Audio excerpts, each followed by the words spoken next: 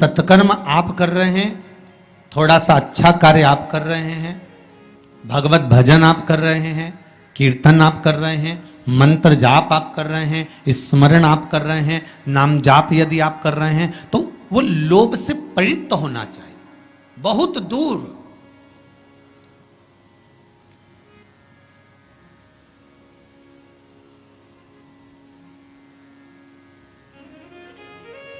आपके भीतर वो उपजे ना।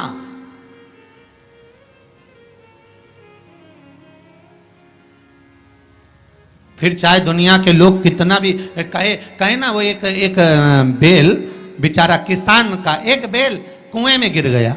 अब कुएं में गिर गया तो किसान का बेल जब कुएं में गिरा तो ये देखा कि कुएं में से बेल को निकालना है। खूब मेहनत करी किसान ने बेल को निकालने की, पर वो बेल निकल नहीं रहा था। बहुत बहुत बहुत बहुत मेहनत करने के बाद भी वो बेल नहीं निकला। बहुत अथक प्रयास करा गया पर बेल नहीं निकला।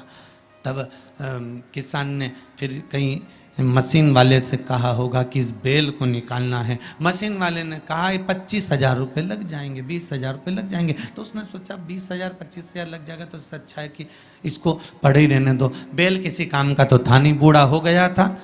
अगर बेल बूढ़ा हो गया है तो इसी कुएं में पड़े रहने दो, मर जाएगा।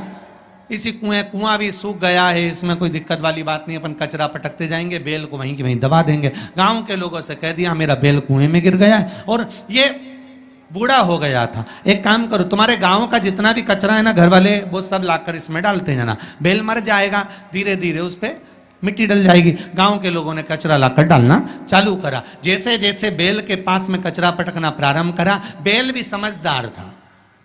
इधर कचरा पटकते तो इधर पांव रखकर खड़ा हो जाता, इधर पटकते तो इधर पांव रखकर खड़ा हो जाता। धीरे धीरे पूरा कुआं भराते चले गया और बेर कचरे पर पांव रखते रखते रखते रखते रखते रखते बाहर।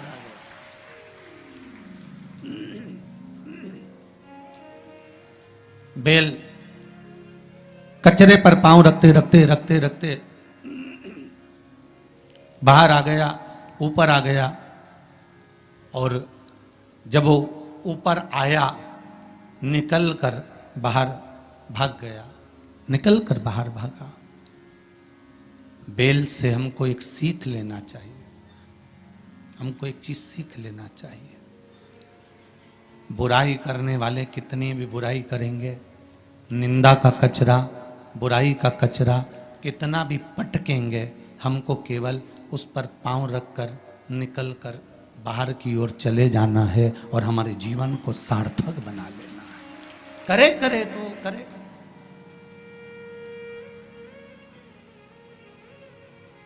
अब शब्द कहने वाला कहता रहे, ताने देने वाला देता रहे, गाली देने वाला देता रहे।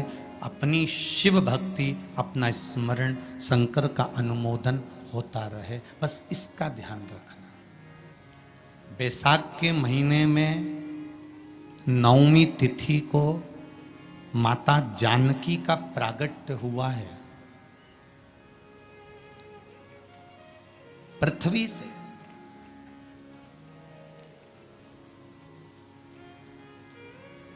कभी एक विचार करिएगा कि नरसिंह अवतार बैसाख के महीने में हुआ, कुर्मा अवतार बैसाख के महीने में हुआ, हयग्रीव अवतार बैसाख के महीने में हुआ, परशुराम अवतार बैसाख के महीने में हुआ, माता जानकी का अवतार बैसाख के महीने में हुआ। आखिर बैसाख के महीने में, माधव महीने में इतनी महत्वता क्यों?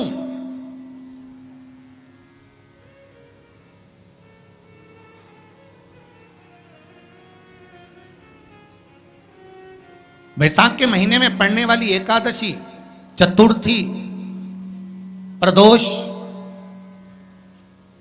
अमावस्या, पूर्णिमा, शिवरात्रि, ये सभी इतनी महत्वपूर्ण क्यों हो जाती है?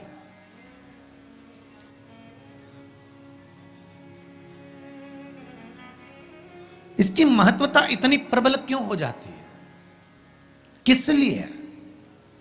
क्योंकि बैसाख का जो महीना पड़ता है, सूर्य की संपूर्ण तपन, सूर्य देव अपने पूर्ण तेज के साथ में, पूर्ण तेज के साथ में मृत्यु लोक के निवासियों पर, चाहे जलचर हो, थलचर हो, वायुचर हो, चाहे जो जीव हैं उस पर जब किरण फेंकते हैं तो संसार का जो मनुष्य है उस पर जब ताप पड़ता है तो ताप पड़ने के कारण उसके मुख से भगवान का नाम निकल ही जाता है, स्मरण नाम निकल ही जाता है। जब उसके मुख से भगवान का नाम निकलता है तो वो भगवान की शरणागति खुद ग्रहण कर लेता है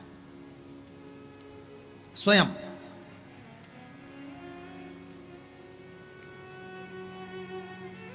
शरणागति ग्रहण कर लेना। बैसाख की पोथी पढ़ते हो आप लोग? आप में से अगर कोई पढ़ता हो बैसाख महीने की पोथी, तो उसमें एक वर्णन आता है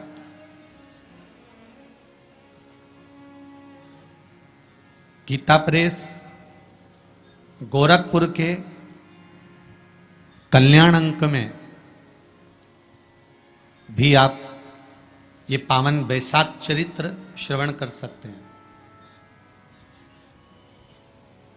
उसमें बैसाख महीने की पोथी में 10वें दिवस की कथा में 10वें अध्याय में एक व्याध और शंख मुनि का चरित्र आता है।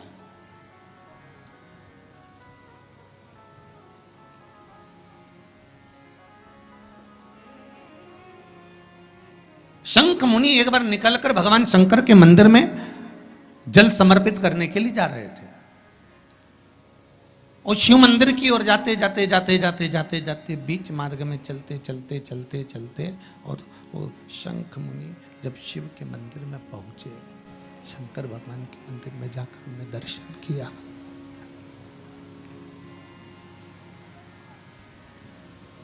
जल का पात्र उठाया और वो जल का पात्र उठाकर जब भगवान शिव को समर्पित कर रहे थे तो उसी समय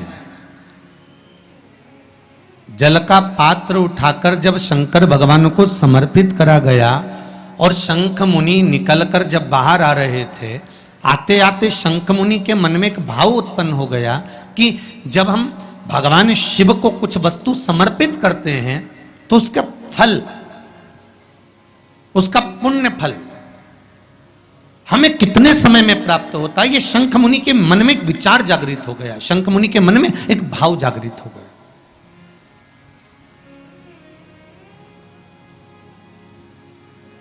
कई माताएं पशुपति व्रत करती हैं, कई ऐसी भी माताएं हैं जिन्होंने 2-3 बार पशुपति व्रत कर लिए होंगे, दूसरे को बताया, उसने व्रत करा, उसका हो गया, उसको फायदा भी मिल गया, और ये 3 कर ली, उसके बाद भी कुछ ना कुछ रह गया। तो इसके मन में आया कि बताओ, मैं भी व्रत कर रही हूं, ये भी व्रत कर रहे हैं, ये भी व्रत को सुन कर रहा है, मैं भी व्रत कर रही हूं, आखिर बात समझ में नहीं आती। उसको लाभ मिल गया, मुझे लाभ नहीं मिला, उसको लाभ की अनुभूति होगी, मुझे लाभ की अनुभूति नहीं हुई। तो कभी विचार करना कि तुमने उसको पशुपति व्रत बताया, उसने व्रत किया और बड़े दिल से करा, बड़े बड़े दिल से करा, तुम्हारे बताए अनुसार करा, मतलब तुम्हारी बात पर कितना विश्वास होगा उसको, तुम्हारी बात पर कितना भरोसा होगा उसको। और तुम्हारे बताए अनुसार उसने पशुपति व्रत कर लिया और उसका काम हो गया, और तुम 2 बार 3 बार 4 बार 5 बार कर चुकी तो भी नहीं हुआ। उसका कारण क्या हो सकता है? उसका एक कारण है, तुम्हारी बात पर उसने विश्वास कर लिया पर तुम अभी विश्वास पूर्ण रूप से कर नहीं पाई हो। तुमने ये सोचा है कि दुनिया कर रही है तो अपन भी कर लो। एक बार महाराज ने बोला है कर लो, देखा जाएगा, पर तुम्हारे बात में वो जागृतता, तुम्हारे पास में वो बल, तुम्हारे पास में वो जागृतता, तुम्हारे पास में वो बल, तुम्हारे पास में वो विवेक, तुम्हारे पास में वो बल प्राप्त नहीं हुआ, वो विश्वास जागृत नहीं हुआ। यदि तुम्हारे पास वो विश्वास जागृत हो जाता वो बल जागृत हो जाता। तो तुमने जब पशुपति व्रत करा उसका फल तुमको मिल जाता। अगर विश्वास जागृत होता तो फल मिल जाता।